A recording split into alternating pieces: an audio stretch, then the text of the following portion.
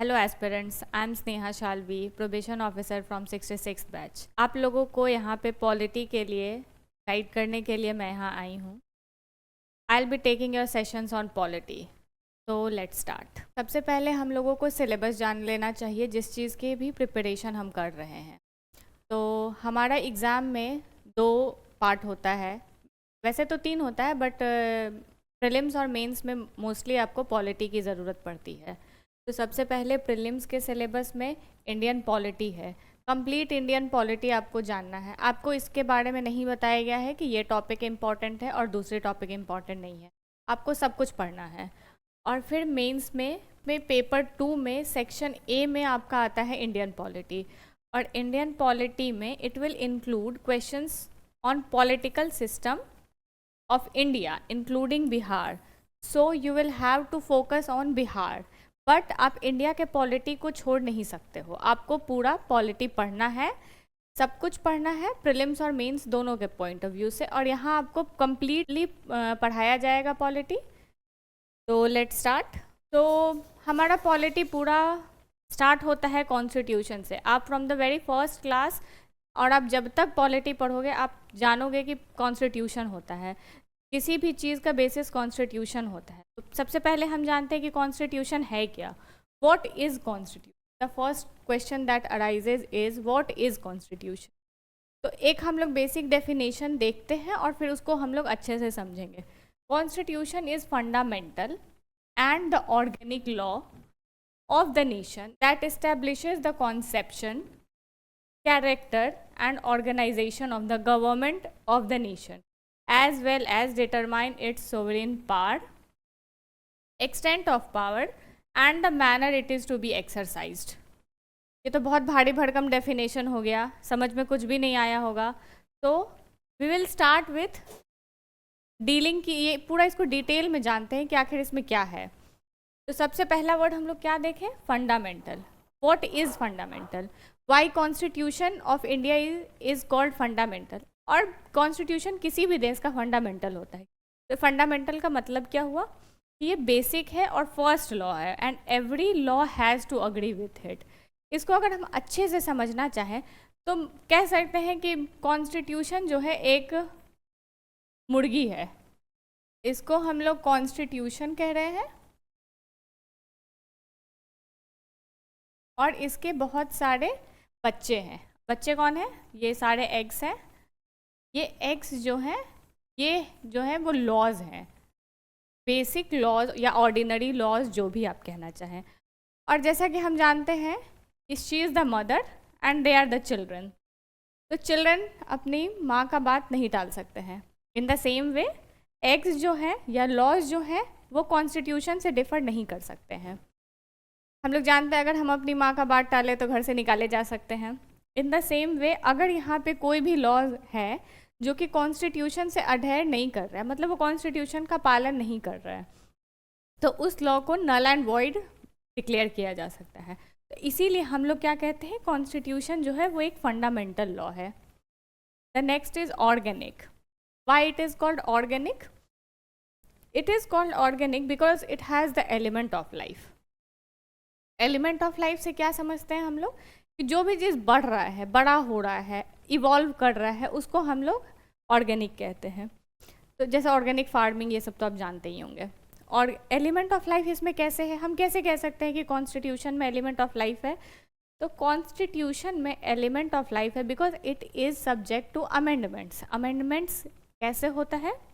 Article 368 में हम लोग आर्टिकल 368 के थ्रू हम लोग अमेंडमेंट करते हैं। The next is conception. Conception means ये एक फाउंडेशन ले करता है। जैसे मम्मी बता देती है ना कि तुमको ऐसे काम करना है, उसके ऊपर सारे काम होते हैं।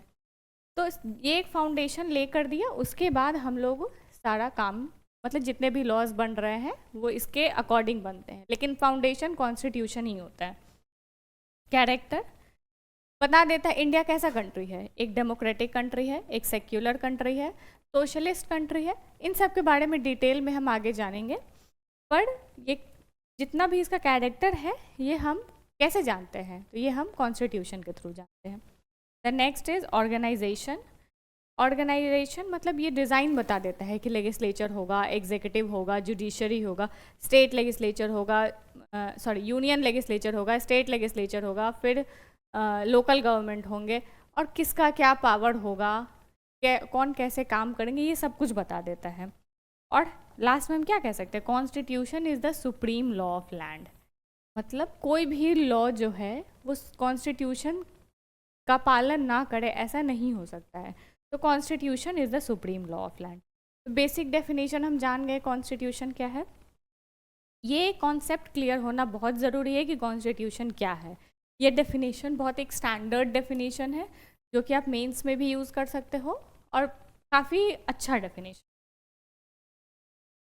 द नेक्स्ट इज, हम लोग जानते हैं कि हमारा कॉन्स्टिट्यूशन बहुत बड़ा है। It is the lengthiest written constitution of the world. तो आखिर ये इतना बड़ा क्यों है? पहला तो हम लोग जो ये कॉन्स्टिट्यूशन बना है इसका बेस था गवर्नमेंट ऑफ इंडिया एक्ट 1935। ये आप लोग मॉडर्न इंडियन हिस्ट्री में पढ़ेंगे। गवर्नमेंट ऑफ इंडिया एक्ट 1935 आया था जो कि हमारे कॉन्स्टिट्यूशन का बेस बना था और वो खुद ही बहुत ज़्यादा बल्कि था, इसलिए हमारा कॉन्स्टिट्यूशन भी है। ऑब्वियसली अगर हम जिसको बेस लें वो बड़ा है, हमारा मेन चीज़ भी तो बड़ा हो जाएगा। The next is it takes care of huge diversity. आप जानते हैं हमारे कंट्री में कितना डाइवर्सिटी है, अक्रॉस द थिंग डाइवर्सिटी है। फ्रॉम नॉर्थ में जम्मू कश्मीर से लेके यहाँ पे नॉर्दर्न प्लेन देख लो जहाँ बिहार हो गया, सदर्न इंडिया देख लो, राजस्थान साइड देख लो, नॉर्थ ईस्ट देख लो, आपको बहुत ज़्यादा डाइवर्सिटी मिलेगी। और हमारे कॉन्स्टिट्यूशन में हर एक के लिए लॉ बताया हुआ है, तो ऑब्वियसली वो बड़ा हो जाएगा। बाकी विमेन के लिए देख लो, शेड्यूल ट्राइब्स के लिए देख लो, शेड्यूल 5 शेड्यूल 6 है, विमेन के लिए है आर्टिकल 15 क्लॉज 3। ये आर्टिकल्स के बारे में मैं डिटेल्स में आपको आगे बताऊंगी और आपको बिल्कुल भी डरने की ज़रूरत नहीं है कि आर्टिकल कैसे याद होगा। सारे आर्टिकल्स याद हो जाएंगे, मैं क्लास में इतनी बार रिपीट करवा दूंगी कि सब कुछ आपको याद हो जाएगा। The next is provision related to union as well as states. मतलब यहाँ पे आपको यूनियन गवर्नमेंट कैसे फंक्शन करेगी, स्टेट गवर्नमेंट कैसे फंक्शन करेगी, सब कुछ दिया हुआ है। तो एक ही कॉन्स्टिट्यूशन में सब कुछ दिया हुआ है। एग्जाम्पल आप जानते होंगे कि यूएसए का कॉन्स्टिट्यूशन बहुत छोटा है, इट हैज़ जस्ट 7 और 8 आर्टिकल्स, और हमारे कॉन्स्टिट्यूशन में जब at the starting of it has 395 articles. आखिर इतना ज़्यादा डिफरेंस क्यों है? क्योंकि वहाँ पे बस यूनियन का अलग था और स्टेट्स का अलग था। वहाँ हर स्टेट का अपना अपना कॉन्स्टिट्यूशन है। हमारे यहाँ एक कॉन्स्टिट्यूशन है जो कि यूनियन से लेके सारे स्टेट्स को कवर कर रहा है, तो इसलिए ये काफ़ी बड़ा है। The next is special features, जैसे कि फंडामेंटल राइट हो गया, डीपीएसपी हो गया, फंडामेंटल ड्यूटी हो गया, ये सब कुछ हमारे कॉन्स्टिट्यूशन में लिखा हुआ है। सिर्फ इतना ही नहीं, इसके साथ साथ उसमें क्या रिस्ट्रिक्शंस हैं, कितना एक्सटेंड तक वो मिलेगा, चाहे वो फंडामेंटल राइट हो या कुछ भी। जैसे 19 clause 1 freedom of speech and expression, तो ये आपको एक आर्टिकल दे दिया है, एक फंडामेंटल राइट दे दिया। यहाँ पे हमारा कॉन्स्टिट्यूशन नहीं रुकता, हमारा कॉन्स्टिट्यूशन एक स्टेप आगे बढ़ता है और 19 क्लॉज 2 भी आता है जो कि बताता है कि क्या क्या रिस्ट्रिक्शंस है इस फंडामेंटल राइट में। तो बहुत ज़्यादा डिटेल्ड कॉन्स्टिट्यूशन है। और ऑर्गेनिज्मिक इन नेचर, ये हम पहले ही बता चुके हैं कि ऑर्गेनिक है, ऑर्गेनिज्मिक है, मतलब ये इवॉल्व कर रहा है। इवॉल्व कर रहा है मतलब किस आर्टिकल से हुआ था अमेंडमेंट? आर्टिकल 368। तो this is why the constitution of India is the lengthiest written constitution. The next is कुछ फैक्चुअल इन्फॉर्मेशन है जो कि आपको ज़रूरत पड़ेगा प्रीलिम्स में भी, और मेंस में तो आप लिखने के लिए यूज़ कर सकते हो, हालांकि प्रीलिम्स में इसका ज़रूरत ज़्यादा पड़ेगा। तो कॉन्स्टिट्यूएंट असेंबली, हमारा कॉन्स्टिट्यूशन कौन फ्रेम किया था? हमारा कॉन्स्टिट्यूशन कॉन्स्टिट्यूएंट असेंबली द्वारा बनाया गया था। कब बना था ये? 1946 में। इसको अप्रूवल कैसे मिला था? Cabinet mission. इसमें कितने मेंबर्स थे? 389 मेंबर्स थे, जिसमें से 296 प्रोविंशियल असेंबली के थे और 93 princely states. Then next information is पहला मीटिंग कब हुआ था? 9 दिसंबर। 9 दिसंबर को इंटरिम प्रेसिडेंट चुने गए थे, प्रेसिडेंट नहीं, इंटरिम प्रेसिडेंट चुने गए थे, और वो कौन थे? डॉक्टर सच्चिदानंद सिन्हा। ये कुछ बेसिक इन्फॉर्मेशन आपको याद रखनी पड़ेगी, जस्ट आप लिख लिया करो इन सबको ताकि आपको याद रखने में दिक्कत ना हो। एक रिवीजन करोगे आपको प्रॉब्लम नहीं होगी। सेकेंड मीटिंग हुई थी 11 दिसंबर 1946 को। इसके इस समय प्रेसिडेंट चुन लिए गए थे, और वो प्रेसिडेंट कौन थे? डॉक्टर राजेंद्र प्रसाद। किस चीज़ के ये प्रेसिडेंट है? कॉन्स्टिट्यूएंट असेंबली के, इंडिया के नहीं। इस समय जो ये चुने गए थे, ये कॉन्स्टिट्यूएंट असेंबली के प्रेसिडेंट चुने गए थे।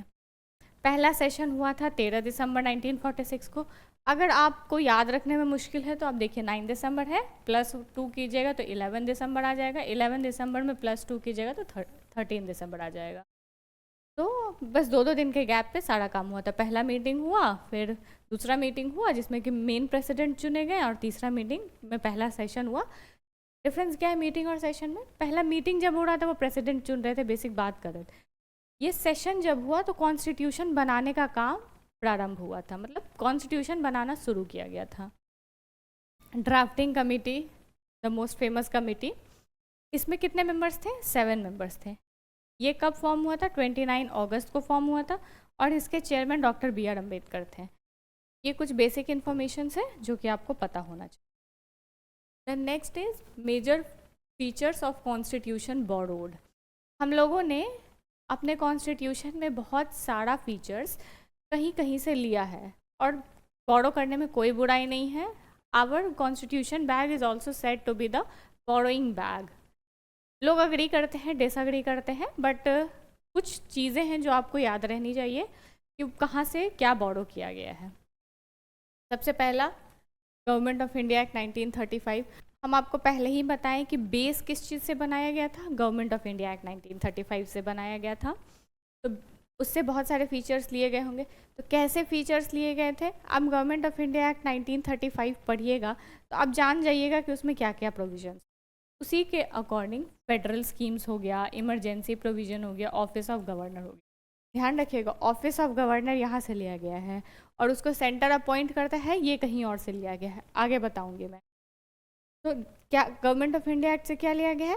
फेडरल फीचर्स, इमरजेंसी प्रोविज़न और ऑफिस ऑफ गवर्नर। एक बार आप रिवीजन करते रहिएगा ताकि भूलिए नहीं। दूसरा है USA से। कोई भी चीज़ रटने का ज़रूरत नहीं है।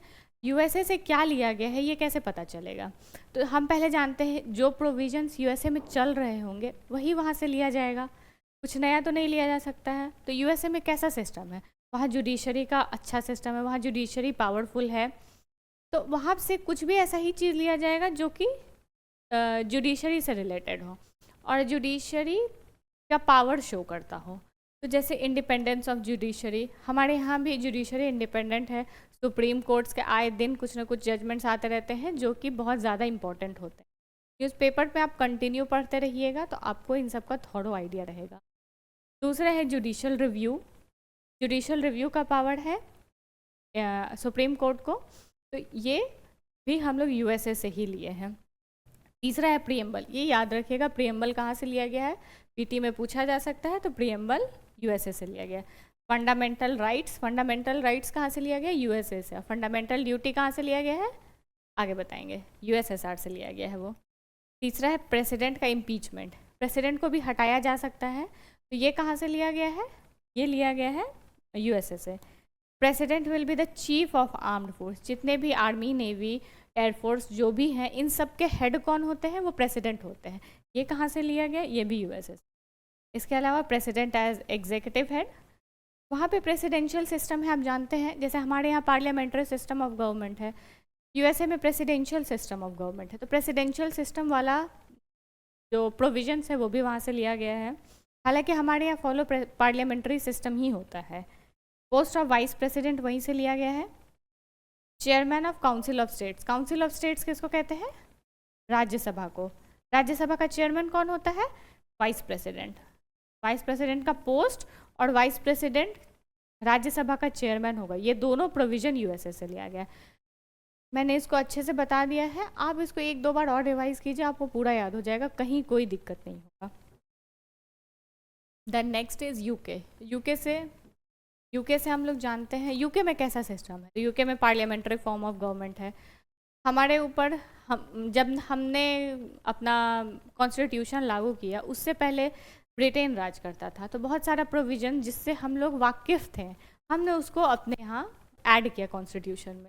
फॉर एग्जाम्पल पार्लियामेंट्री सिस्टम, मैंने बताया कि हम लोगों ने प्रेसिडेंशियल सिस्टम नहीं एक्सेप्ट किया, पार्लियामेंट्री सिस्टम एक्सेप्ट किया, रूल ऑफ लॉ और सिंगल सिटीजन। सिंगल सिटीजनशिप क्या हुआ?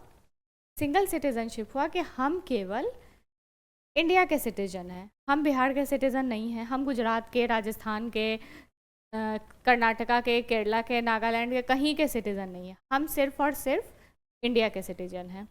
पर यूएसए में ऐसा नहीं है, और बहुत सारे ऐसे कंट्री हैं जिसमें ऐसा नहीं है। वहाँ पे आप एक कंट्री के सिटीजन होते हो और आप उसके स्टेट के भी सिटीजन होते हो, तो आपके पास डुअल सिटीजनशिप होता है। पर हमारे यहाँ सिंगल सिटीजनशिप है। ये कहाँ से लिया गया है? तो यूके से लिया गया है। यूके में भी ऑब्वियसली सिंगल सिटीजनशिप होगा। नेक्स्ट है आयरलैंड। आयरलैंड से क्या लिया गया है? DPSP, directive principle of state policy. ये हम लोग आयरलैंड से लिए हैं। अच्छा, तो आयरलैंड कहीं और से लिया है या खुद से बनाया है? आयरलैंड खुद भी स्पेन से लिया है। आयरलैंड कहाँ से लिया है? स्पेन से लिया है। और दूसरा इलेक्शन ऑफ प्रेसिडेंट, कैसे प्रेसिडेंट का इलेक्शन होगा, ये आयरलैंड से लिया गया है। और प्रेसिडेंट कहाँ से लिया गया था? इम्पीचमेंट कहाँ से लिया गया था? इम्पीचमेंट लिया गया था यूएसए से, पर प्रेसिडेंट का इलेक्शन कहाँ से लिया गया है? आयरलैंड से। ध्यान रखिएगा, ये कन्फ्यूजन वाले पॉइंट्स हैं, इसलिए मैं इसे रिपीट कर रही हूँ, तो ध्यान रखिए। और उसके अलावा nomination of members of Rajya Sabha. Rajya Sabha में 12 मेंबर्स नॉमिनेटेड होते हैं, जो कि आयरलैंड से लिया गया है। Next is USSR. यूएसएसआर से क्या क्या? यूएसएसआर किसको कहते हैं? रशिया का प्रेडेसेसर है यूएसएसआर, और उसको सिंप्लीफाई करने के लिए हम कह सकते हैं कि यूएसएसआर मतलब रशिया से। तो यूएसएसआर से क्या लिया गया है? Fundamental duties. फंडामेंटल ड्यूटीज़ कब ऐड किया गया था? तो 42nd कॉन्स्टिट्यूशनल अमेंडमेंट एक्ट 1976 में फंडामेंटल ड्यूटीज़ को ऐड किया गया था। Next is social, economic and political justice. हम लोग अभी प्रियम्बल देखेंगे, उसमें भी इसके बारे में है। Next is France. फ्रांस से रिपब्लिक लिए हैं और आइडिया ऑफ लिबर्टी, फ्रैटर्निटी और इक्वालिटी लिए हैं। ये लिबर्टी, फ्रैटर्निटी और इक्वालिटी आप देख पा रहे होंगे, ये कहाँ से लिया गया? फ्रांस से। फ्रांस में आप जानते होंगे फ्रेंच रिवॉल्यूशन हुआ, तो उस समय ये तीनों आइडियाज़ जो हैं, लिबर्टी, फ्रैटर्निटी और इक्वालिटी, ये बहुत प्रेवलेंट थे, तो वहाँ से लिया गया है। The next is Germany. Germany से फंडामेंटल राइट का suspension during emergency, not in normal circumstance, but जब इमरजेंसी लगता है तो हमारा फंडामेंटल राइट जो है वो सस्पेंड कर दिया जाता है। ये प्रोविज़न जर्मनी से किया गया है। The next is Canada. Canada से क्या लिया गया है? तो कनाडा से मोस्टली आप जानते होंगे यूनिटरी सिस्टम और फेडरल सिस्टम। नहीं जानते होंगे तो कोई बात नहीं, मैं आगे बताऊंगी ये सब। तो यूनिटरी सिस्टम और फेडरल सिस्टम में हमारे यहाँ जो यूनिटरी बायस है, इसका मतलब क्या कि थोड़ा सा सेंटर ज़्यादा पावरफुल हो जाता है, वो चीज़ कनाडा से लिया गया है। थोड़ा सा सेंटर ज़्यादा पावरफुल कब हो जाता है? तो ये जैसे कि रेसिडुअरी पावर, एक तो बता दिए कि थोड़ा स्ट्रॉन्ग सेंटर जो है ये लिया गया है, और दूसरा रेसिडुअरी पावर लिया गया। रेसिडुअरी पावर क्या हुआ? जैसे बहुत सारे प्रोविजंस दिए गए हैं कि इस प्रोविज़न में स्टेट लॉ बनाएगा, इस प्रोविज़न में सेंट्रल लॉ बनाएगा। इसको हम लोग शेड्यूल 7 में लिखे हैं, जानते हैं। कहाँ से जानते हैं? शेड्यूल 7 में लिस्ट है, 3 लिस्ट है, यूनियन लिस्ट, स्टेट लिस्ट और कंकरेंट लिस्ट।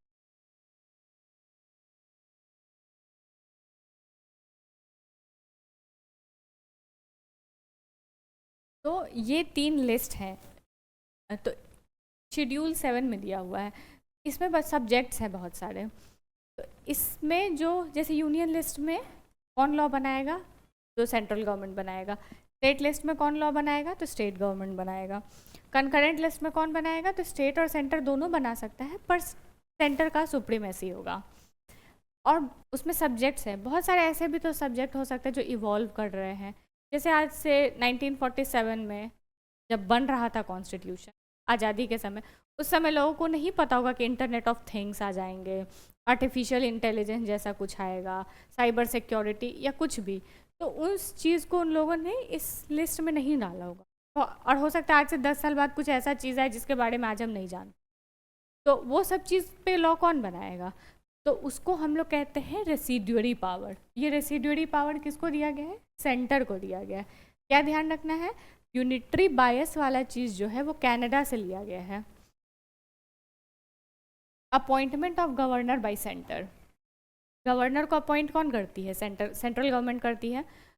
ये भी एक आपका यूनिटरी बायस दिखा रहा है, क्योंकि ऐसे स्टेट का एग्जीक्यूटिव हेड होता है गवर्नर, और उसको अपॉइंट सेंट्रल गवर्नमेंट कर रही है, तो ये आपका बायस दिखा रहा है कि आपका यूनिटरी बायस है। तो ये भी लिया गया है कनाडा से। Next is advisory jurisdiction of supreme court, किस आर्टिकल में है? आर्टिकल 143। ये कहाँ से लिया गया है? कनाडा से लिया गया। Next is Australian constitution. Australian constitution से क्या लिया गया है? तो कॉन्करेंट लिस्ट लिया गया है, freedom of trade, commerce and intercourse लिया गया है, और जॉइंट सिटिंग लिया गया है। ध्यान रखिएगा, जॉइंट सिटिंग होता है हमारे यहाँ जब मान लीजिए डेडलॉक आ गया, लोकसभा और राज्यसभा अग्री नहीं कर पा रहे हैं कि या लोकसभा से बिल पास हो गया, राज्यसभा में अटक गया, तो जॉइंट सिटिंग का प्रोविज़न है हमारे। वो कहाँ से लिया गया है? ऑस्ट्रेलिया से लिया गया। The next is south African constitution. South Africa से क्या क्या लिया गया है? तो राज्यसभा के मेंबर्स जो हैं वो भी इलेक्ट होते हैं, नॉट डायरेक्टली बट इनडायरेक्टली, तो वो इलेक्शन हम लोगों का साउथ अफ्रीका से लिया गया। अमेंडमेंट का प्रोसीजर साउथ अफ्रीका से लिया गया। अमेंडमेंट कितने में है? आर्टिकल 368। ये मैंने अभी तक 3 बार आप लोगों को बता चुका है, तो आपको ये याद हो गया होगा। नेक्स्ट इज जापान से प्रोसीजर इस्टेब्लिश्ड बाय लॉ। तो इतने प्रोविजंस हैं